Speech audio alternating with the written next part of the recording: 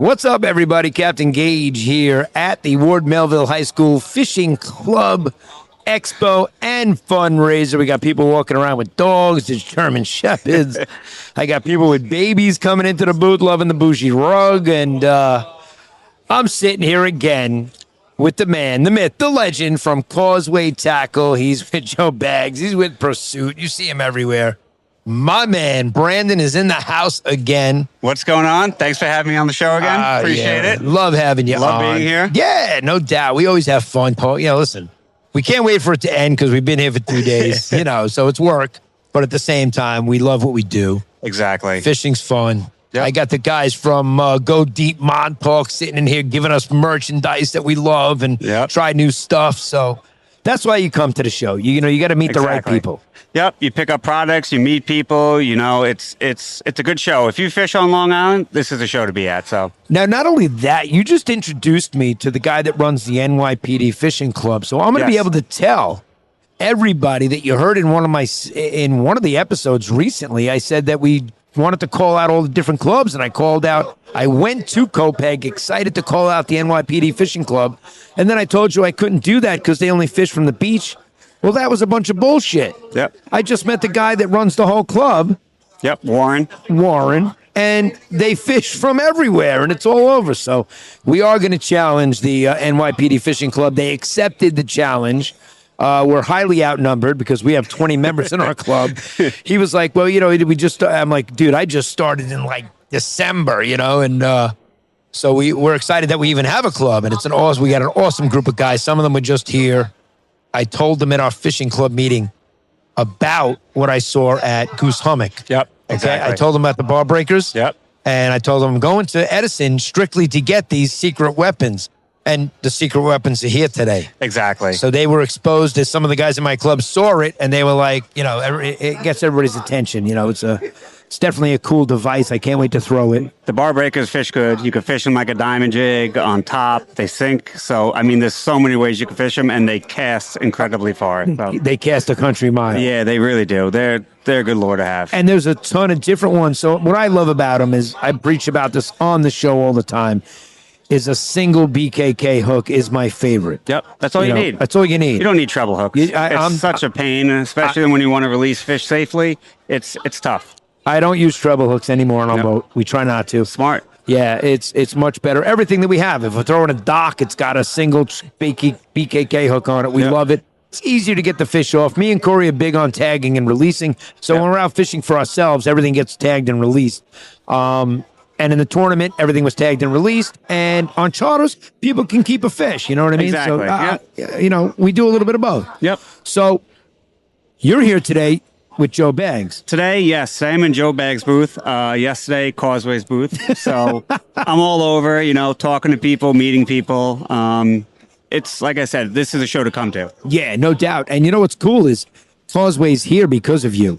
I know they're here because of you, because they weren't here last year. Nope. This is our first show in probably 20 years now. And it's an epic show. Not only an epic show to come to, but this year it grew. It's a 2-day event. Yes, this was a good show, 100%. And it's packed here today. It's not like it's just, there's a good Sunday crowd. It's second day. It's actually packed here. There's a lot of people here, and we're selling a lot of products. Joe Bags, Causeway, both. It's just, we're moving product, and it's nice. People are excited. Fishing's going to start soon, and this is a show to come to buy everything right before Striped Bass opens. Yeah, we're 37 or 38 days away from April 15th. I'm always looking I type into Google how many days till April 15th, and I see, and Friday night it was 40 days away. So what is that? 39, 30. So today it's 38 days away until the opening day of Striped Bass. And we're feeding, we're all chomping at the bit. It's finally 50 degrees out. Yep. The last water temperature that I heard was 35 degrees. Wow, yeah. So the water temp got down cold this year. Yeah, it was cold. Definitely cold year. The waves in Montauk were frozen. They were coming in with slush. Yeah, that was crazy. Cool to see, but, it's we want the spring to happen. And historically, when we have a colder winter like this and the water temperature is cold, the spawn has been incredible. We've had a good spawn. That's right. So let's hope that that's the case this year. And we get these 50-degree nights that are happening now, and the water temperature starts to warm up, and it's right on time for 49 degrees on April 15th I and think 50 so. degrees right in that frame. And once it hits 55, that's really the number I always tell people. Exactly. That's when they get unlethargic and they will eat anything you put out They're there for ready them. to eat. They are. And I love it, man. So I'm super excited. So tell me a little bit more. What do we got planned coming into April? What do you got? Some more shows you're going to go to? I think this is the only show. I might stop at the Edison show, say Yeah. what's up to a few different people, but won't be working it. No, I'm not working it either, but me and Corey are going. But it's good to see people, connect with people, and just check out different products. Obviously, maybe even try some fishing up there. Bring a surf rod with me, and there you go. there's got to be some bass in Jersey. I know the guys are catching them. I know they're catching them. definitely catching them, They're so. definitely catching them now. Now, we're going to be at the Edison show this year, me and Corey, just to walk around. Yep. Meet the guys that run the show, because next year we will get a booth there, because we launched April 15th starts our first official fishing league here in the Long Island Sound. So the fishingleague.com starts on the North Shore this year for New York and Connecticut, from the Throgs Neck Bridge all the way out to the race. Yep. So it covers the entire Long Island Sound. Next year, it's going to be on the South Shore of Long Island, and it's going to be in New Jersey. Wow. So that's Okay. why I want to go to the Edison, Jersey Yeah. the show this year, see that, get it acquainted with it, and be able to. The Edison show is a good show. It's the biggest show I hear. Yeah, it really is. It's a good show to go to. Yeah, I'm excited. We'll see Phil from Goose Hummock. Yep. I hear he brings the tank in there to cast into. Yeah. Oh, they bring the whole booth. They bring the whole store to this show. That's- It's actually incredible. I can't wait to see it. I really am. I'm super excited to go. And I'm actually glad I don't have to set up my booth and sit down and watch a booth all day, that I can go mobile with a GoPro and a microphone. Yep. And just go meet some people and make some Exactly. cool content. Yep. You know? That's all it is. And, and be mobile and see it. So I'm really excited Nice about and that. easy. Now, when do you start to get out on the tuna? When is the Pursuit Ambassador going to start hunting? Is it more Probably- towards July and Yeah, June? maybe beginning of June-ish. Okay. It depends what's around. I'm a striped bass guy. Yeah, me too. I mean, if April 15th is nice, I'm going to run to Raritan Bay. Ooh, That's We'll my go-to spot. We'll see you there. Now we're coming from a little further. We're on the North Shore, but Yep. we're going to make the run. This is so funny.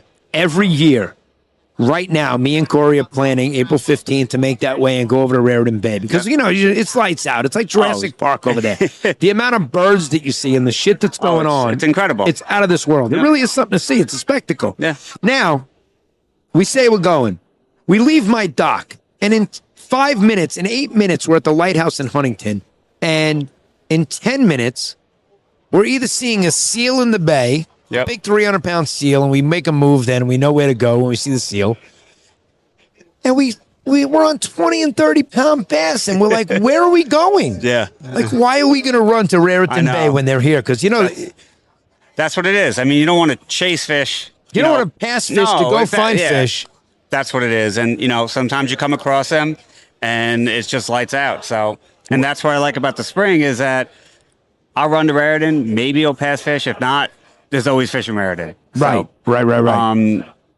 Big metal lip guy in the spring. Nice. Flutter spoons. Yeah, flutter spoons are a ton of fun. Yeah, it's last year we did really good. I mean, it was just lights out every trip. Yeah, we won't do any trolling. When me and Corey go out, we don't troll. A lot of times we'll try to put the clients on fish the right way, but there are days we have people on the boat where you have to troll to put them on fish. So I That's what it understand is. from a captain's perspective Yes. that I got to do that. I stopped trolling maybe like 5 years ago.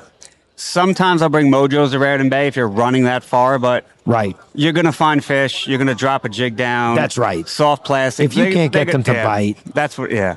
It's all technique at this point. That's what it is. And they're there, so they're going to eat. And you have your 5 favorite things you're going to put out there for them. We have our 5 favorite top lures. Exactly. I brought my bag to the club. It was that all pro bag, and I just opened it up, and it's got all those sleeves, clear sleeves in it. Yeah. I laid it on the table, and I said, "Here you go, guys. I did not touch this. This came right off the boat. This is everything me and Corey have. We have the TA clips already on the rod. Yeah. We pull the TA clip down. We clip one of these on, and we go out because we're prepared for battle the minute we leave the dock. Yeah. Oh, you There's gotta no be. getting out there and putting something on. No, the night before you rig up, new mono leaders every trip, Yep. TA clips, and you got to be ready. You got to be prepared. Yep, exactly. And 100% you need to be prepared because you don't know what you're going to have to throw at them. Exactly. So this is funny. We see birds. We see some seagulls sitting in the water in the bay, in Huntington Bay. Mm-hmm. And I go over there to check out, because usually birds, to me, sitting in the water, they know there's fish there. Oh, 100%. And they're waiting for some, push up some bait and do something, right? So I'll put a screenshot up here. I'll put a picture up here on the screen right now and show you guys what the sonar looked like. And I had Kenny, who worked in Field and Stream for many, many years, and a lot of people know Kenny here on Long Island. I had him on the boat. He's an excellent fisherman. He fishes from the shore. He fishes from boats, but he's really, really good at this. Me and Corey are putting down floater spoons, and the two of us are hooked up. Yep. Right? And I'm yelling at Kenny, grab the GoPro. I just want you to shoot some footage. And he's going, fuck you. He's like, give me the floor. He's like, what color floater spoon are you guys using? And the two of us had gold on. He had a silver down, and he wasn't getting touched. Right? That's so so funny. he's yelling at us. Next thing you know, he puts a gold floater spoon on, and he's in on the fun. And we're all on 30-pound bass.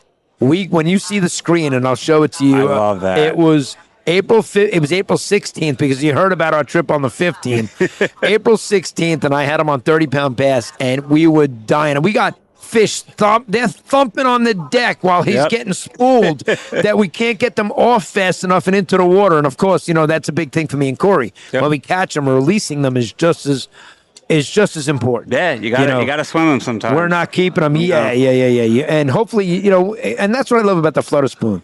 It's so easy to grab it and get them out and get them back in. You almost don't even need a de-hooker. No, I love floater spoons. One of my favorites. It produces big fish too, which is nice. How great is it when you get hit and you miss, and you swing and you miss, but you felt that hit and you're like, that's the best. It is the best. That's what makes it addicting. Drop it down again, and then boom, you're on. I talked about it a few years ago, actually, a year ago, last year on the podcast, that years prior, it didn't even exist. No. It became a fad, and you saw everybody out there doing this with the floater spoon, lifting it and letting it back down.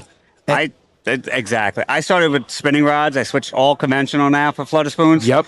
Game changer. Unbelievable. It's so much better. Me too. We use very, very, if you saw the rods that I'm handing to guys, and I'll give you the smallest setup, a slim wave with a black max on it. Yeah. I got guys coming down from lakes up in Pennsylvania catching 37, 38, 39-inch bass on a little slim wave rod that kids use for snappers. Yeah. And he's playing the fish and having a ball and thought it was the greatest thing ever. That's what it is. It's a blast, It's fun. Yeah. I love that kind of fishing, so. So I'll give you another lure that I'll share with people, because here we are talking with somebody that runs a tackle shop. Yep. Something else that I gave a shot that we were fishing one day that we were producing, and the boat next to us was catching nothing. And he yells over to us, "What the hell are you guys using?" And I yell over, "Jigs." I had on the Nomad Vibes. Those are, And I was using the Bunker Nomad Vibe, and we were crushing it. And we did have we had diamond jigs on too that happened to just be crushing it. Yep. We were in them in a good rip. And we had a girl on the boat, and she's hooking up, and they're watching 4 rods bend over, and they're yelling over, "What are you guys using?" I said we were using jigs. Meanwhile, the Nomad was crushing it every time he dropped it. Yeah, those are nice. I'm a big swim shad too guy in Raritan. Early spring, they like those little swim shads. I've always and here I go another. The little one is the small white one with the red eye. Yep, exactly. To me, on the light tackle, you throw that out. And if I'm even in the back bay where it's a little like in, let's just give an example, like a Bird Island in Northport, and there's less salinity back there, I'll even throw a 1/2-inch bucktail over into something like that, to give you an example of what I used to do off of my kayak.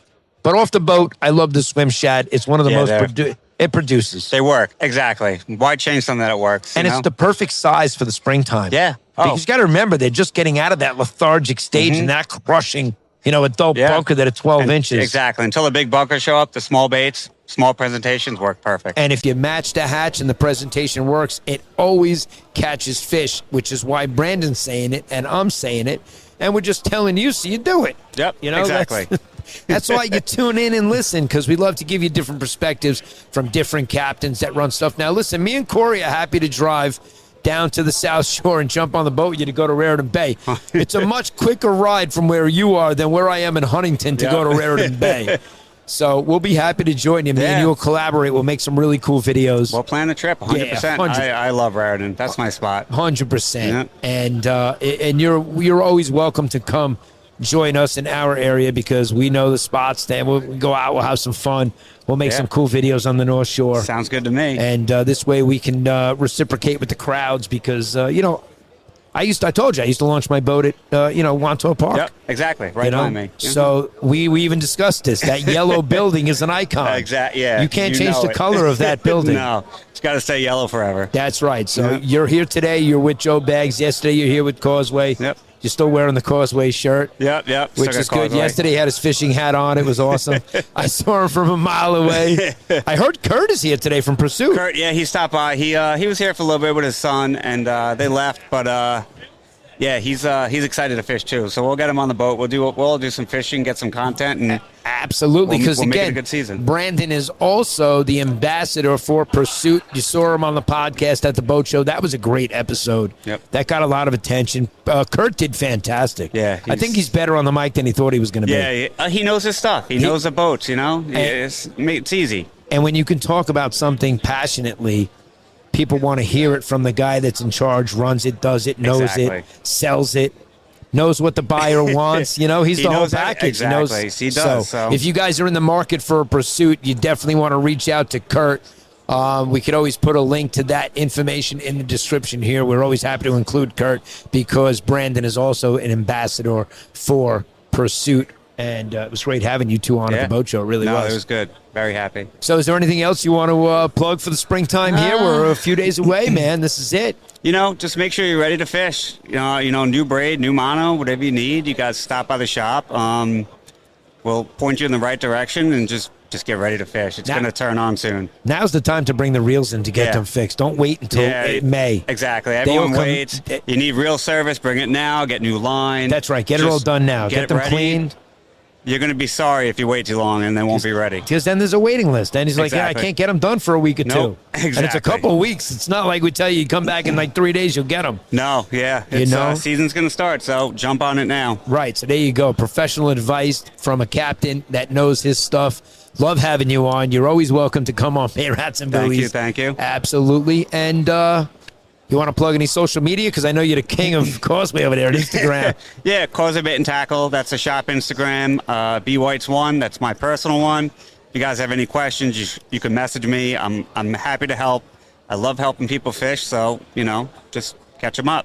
That's it. Captain Gaige, Captain Brandon, Bay Rats and Buoys. We are here live at the Ward Melville Fishing Club Expo and fundraiser for the second day of this event, March 8th. Closing it out. Wishing everybody bent rods, tight lines, and I'll see you out on the water. Captain Gaige and Brandon, over and out.